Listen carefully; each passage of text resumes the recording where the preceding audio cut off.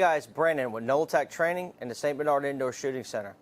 In this range rental report, we're going to look at the M&P 1.0 line of pistols in 9mm.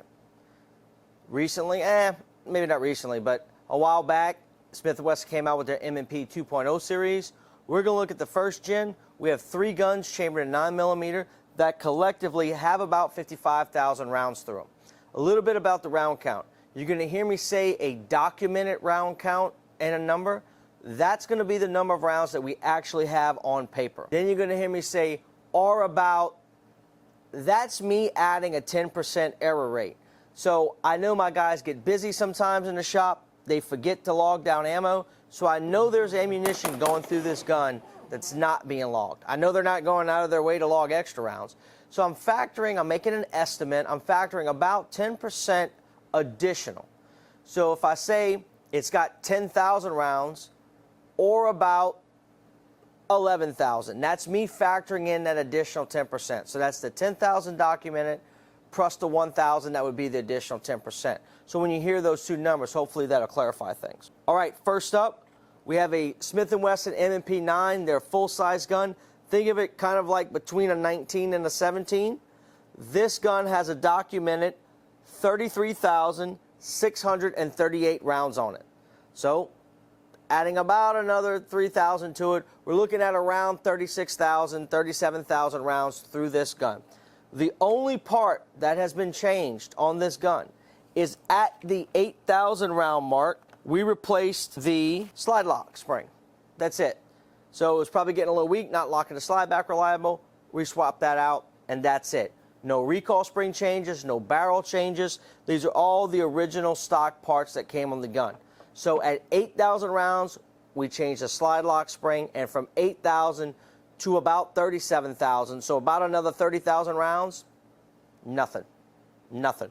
No preventative maintenance parts changed, nothing. Ultimately reliable. Then we move to the M&P 9C, or compact. This is going to fall kind of between a 26 and a 19, if you were looking at Glocks.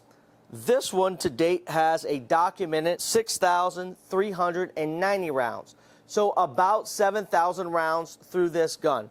The only part that has been changed on this one, by about the 6,000 round mark, we changed out the takedown lever pin. That's it. Again, no recoil spring changes, nothing like that. We have a Smith and Wesson Shield in 9mm. This gun has a documented 6,133 rounds. So again, about 7,000 rounds estimated through this gun. Absolutely, positively, no part changes. This is all original. So coming right on a 5-year anniversary that these 3 guns have been in service, and between the 3 of them, we changed 2 simple springs. That's it. Right then and there, in the video, that pretty much tells the tale. These guns are ultimately reliable. They're right up there on par with Glocks and other high-value guns. It is what it is. There's not that much more I can say about it. Now, these are 2 of my personal Smith & Wesson M&Ps. This is going to be a standard stock M&P 9, exactly like this, Gen 1. I'm guessing has about 5,000 rounds through it.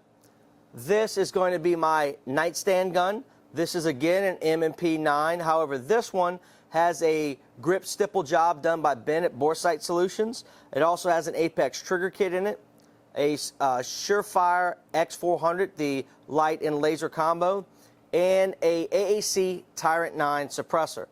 This gun stays loaded and magnetized to the side of my nightstand, and this is my bump in the night gun. I also live out in the country a little bit. There's coyotes nearby. I have pets. So in case there's a coyote, an armadillo, or a possum, or something like that, or something goes bump in the night, I'm not wearing ear pro, I want something suppressed with a weapon-mounted light. This is what I go to. I'm also using the Arredondo extended base pad, so that gives me, I believe it's an additional 5 in there. I think these are +5s. They may be +3s, but I'm pretty sure they're +5s. But again, the range guns, 3 guns, about 55,000 rounds collectively. No problems.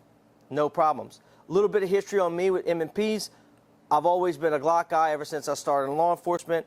In around 2010, I was in Afghanistan on contract, had a lot of expendable income and a lot of downtime on the internet.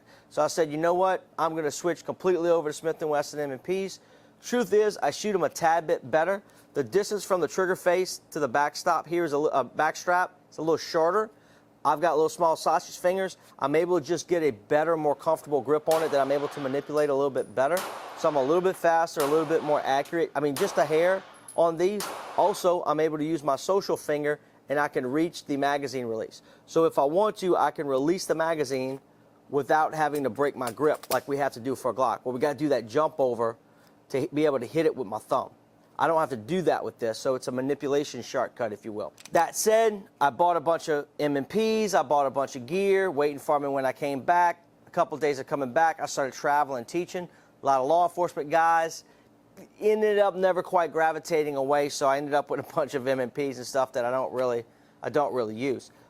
Great guns, again, in my personal professional opinion, in every metric: accuracy, reliability, dependability, durability, all those things that we look for in a gun. The Smith and Wesson M&P line, not the other lines, the Smith and Wesson M&P line is right on par, professional grade with Glock and other, like I said, high quality brands. So that's our range rental report on the Smith and Wesson M&P first series guns. As always, you guys be vigilant, be prepared.